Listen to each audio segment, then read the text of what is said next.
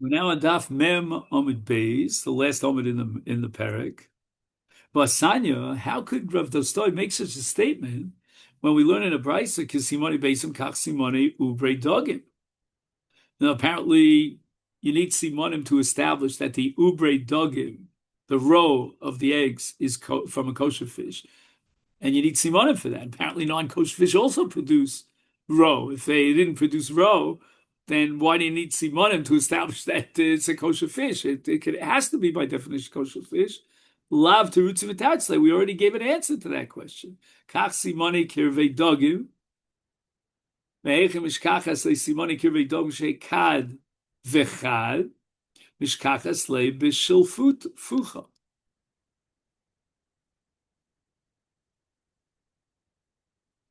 So in other words, the Brisa had stated, like, the signs of the eggs are the signs of the fish.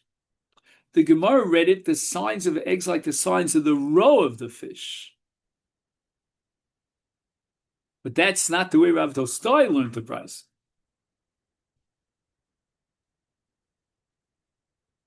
And let's rewrite the Brisa according to Rav Tolstoy, that kach simoni kirvei dogin. So we're talking about the kishkis, the innards of the fish. And the Gemara wants to explain how could it be flat on one side and pointed on the other side. And the answer is it's something called an air bladder. So a fish has something called an air bladder. And the kosher fish has an air bladder that has the shape of a kosher bird's eggs, meaning it's flat on one side and sharp on the other side. How far are we willing to go with Rav? That Rav says that in order to establish that the innards of the fish and the roe of the fish require an expert, but if you have an expert, you can rely on the expert. Is he willing to go as far as to say that if there's no expert, then we can't eat the fish? Amar Afuna came into Yomer Ani Melachtim Mutarim. Now, what happens is the Jews buy these fish from the Goyim, the idol worshippers, and they sell it to other Jews.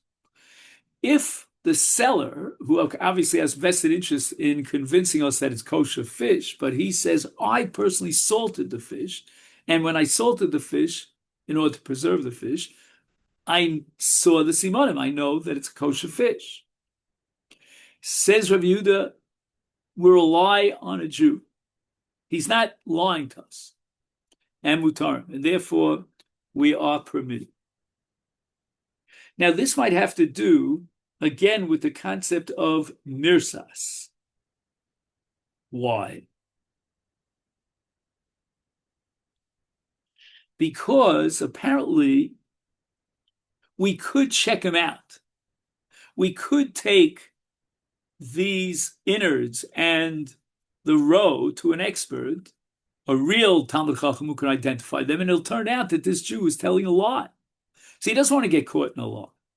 Rav Nachman Omar, Ad Shiyomar Elu Dogim Elu Kirvein. Right? He has to be more explicit about it. The Jewish seller has to say, these are the fish and these are the innards. So he's got to show you, point to the actual fish from which he took the innards. Ori le Rav Yehuda liada dalia. Rav Yehuda ruled for Ada, who was a dayola, a caterer. Keva diyamar ani malachtim. As long as he says, I salted them, mutarim, they're permitted. He doesn't have to actually show you the fish. Now the Mishnah, amongst the items of idolaters that are mutter, has ola shel chiltis. Now, ola is a leaf. Why would we even entertain the possibility that this leaf might be also, that the Mishnah has to tell me, pshita?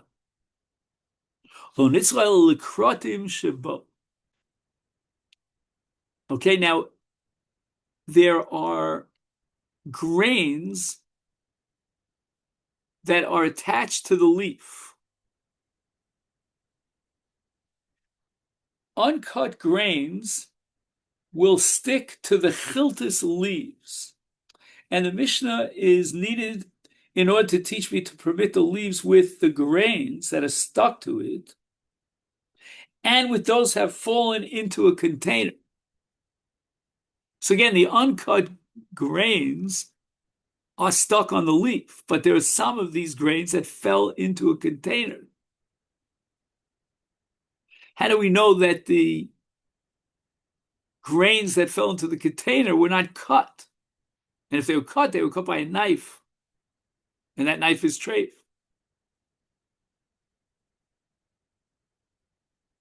Ma'al I would have thought, if not for our Mishnah's mat, we should be worried about the possibility of Dilma Maisiyuma Arv Bay. That maybe the idolater brought grains and he cut them with a non-kosher knife, a trefa knife, mixed them with the grains that are on the leaf, and some of the grains fell into the container, but they were cut by this knife. Kamashma Mishnah teaches us Toha Ishtaruk. The assumption is that these grains Ishtaruk. Ishtaruk means they slipped off, they fell off the leaf, the asabade, and they came together with the leaf. They were not grains that were cut and then added to the leaf. Zese gluskaros hamagugolim. You made cakes out of olives. Why do I need a hechsher for that? Pshita, for sure it's mutter. Lo nitzcha, I need it for afal gav de rafe tuva. These are very exceptional olives. They're very, very soft. How did they get so soft? I would have thought chamra ramabahu. Somehow the idolaters soaked the olives in wine, and that wine is yain nesach, and therefore it got so soft. No.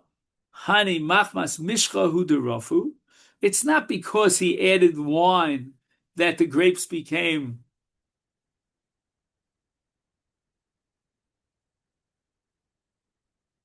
sorry, did I say grapes? I meant to say olives. Anyway, that the olives became so soft, but rather they became so soft because of their oil. The olives contain an unusually large amount of oil, which makes them extremely soft. Rabbi Yossi Omer shlachin asur. Okay, we don't know what that means. The pits that fell out are prohibited. What is this case of pits that are ready to fall off? Rabbi Yossi bar Chanina kol she'ochazo biyado. So he grasps the olive in his hand, v'garinoso. The pit falls off.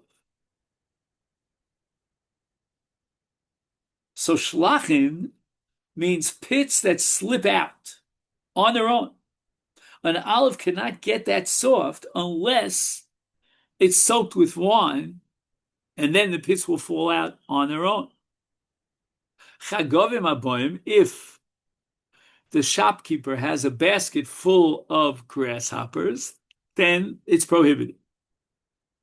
Right? We're not sure which species is he selling you, a kosher or a non-kosher grasshopper. Tanurabanan, hachagovim vakafrisim vakaflutos, grasshoppers. Again, the three different categories here that are not similar one to the other, because they have a certain halachic distinction which is common to all three. The second one, which is called kafrisin, is husks that cover caper berries. And kaflutos are leeks. So what's the din? Haboy mina otzer, umina heftek, umina sfina, mutarim. Hanim korim bekatloza, lifnei chen vani asurim, neshem zalif yayin aleim. So the principle is as follows.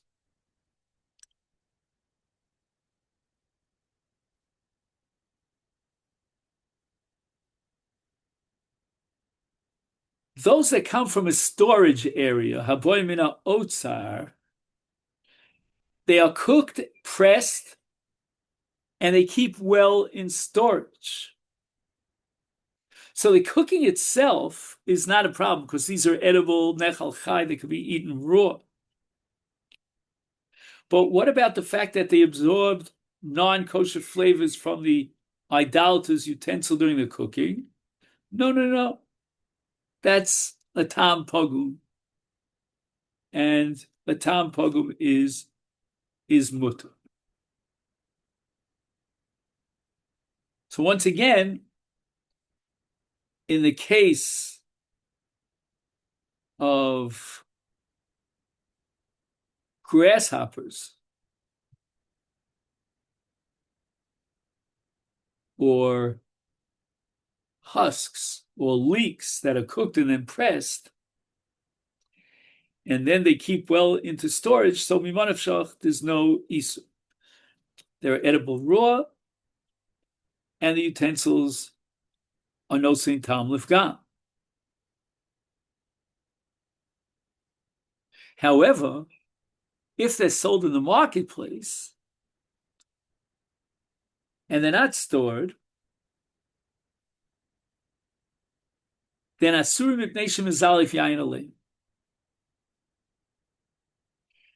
So what happens? The sellers want to deceive the customers into thinking that the moistness is a result of their fatness. He does not add wine to what he has in storage. That would cause spoilage. But here, he can add the yayin, and it doesn't cause spoilage.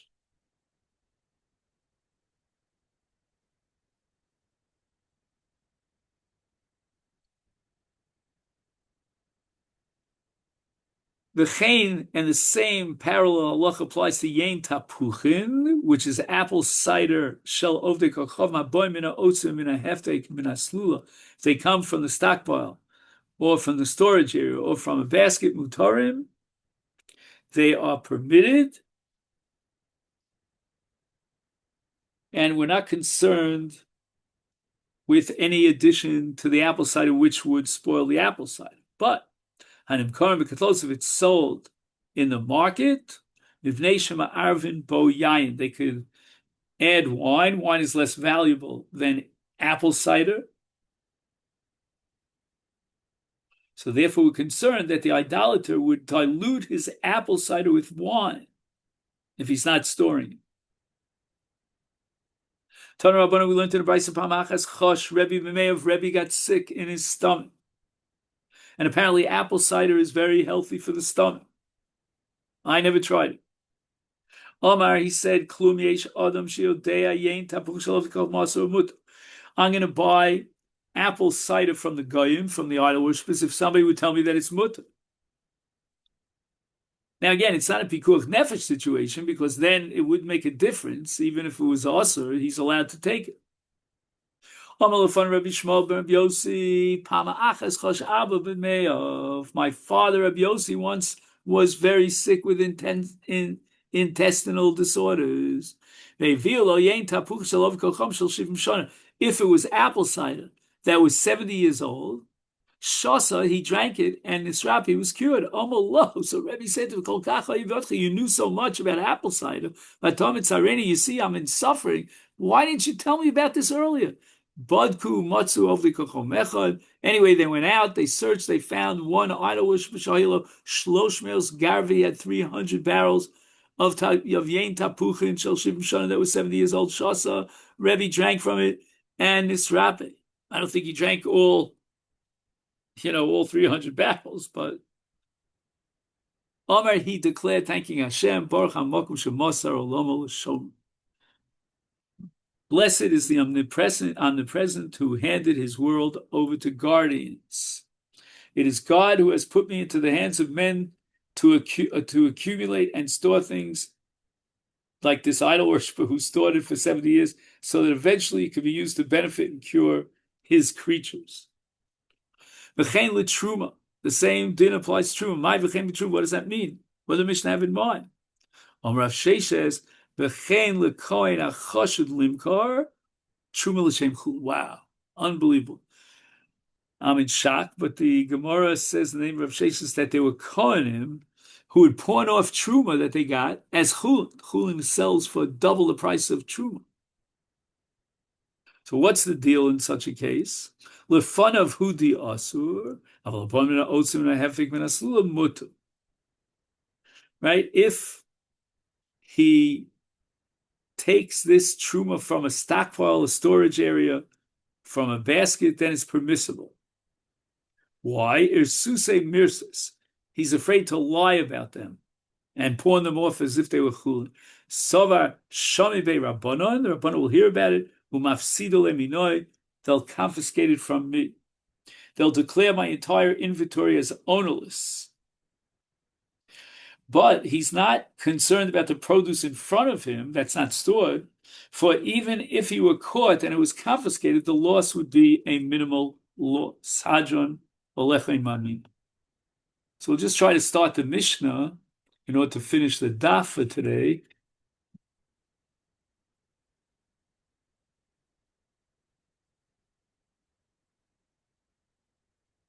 Kol atzlomim asurim mipnei shehem nevodim. Reb Meir is of the opinion that all these kinds of getchkes, of tzlomim, are worshipped at least once a year, and therefore they're awesome. So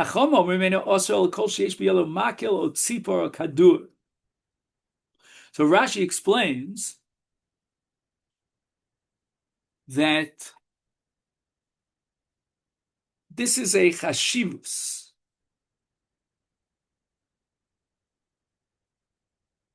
Where's the Rashi here? Hani vadai ne'avodim, says Rashi, mishum chashivusa. In other words, they put in the hand of the idol one of these kinds of things, a makil, a tzipor, a kadur, in order to show how much chashivus they have. They must be worshiping that idol.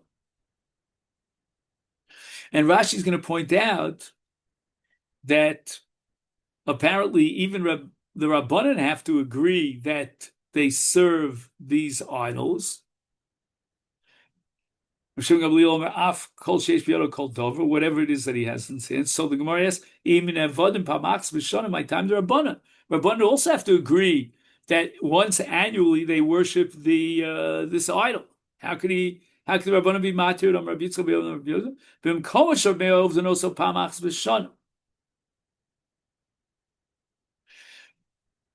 In the area of Rabbi Meir, they worship this getchka once a year.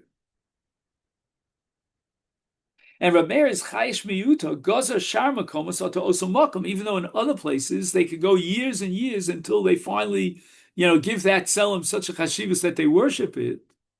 So they may have purchased it on the market for the purpose of designating it as its selim, but they never actually worshipped it. But Rabbi Meir is worried if we're going to be matir it here, they may come to be matir it here in my gegin, in my place, where they worship the idol once a year.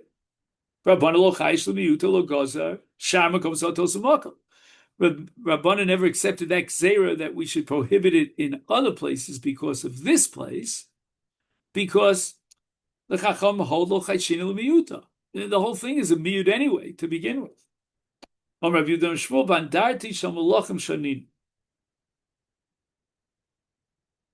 Rashi says, Andarti, Kshamelch mates, what do they do after the death of the king? Osim to Rosso, they have a sculpture of, that looks like the king or represents the king.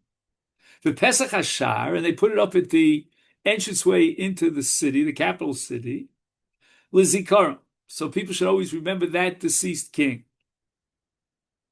V'hasam ka'asar Rabbi Meir, di agav chavivusa palchil.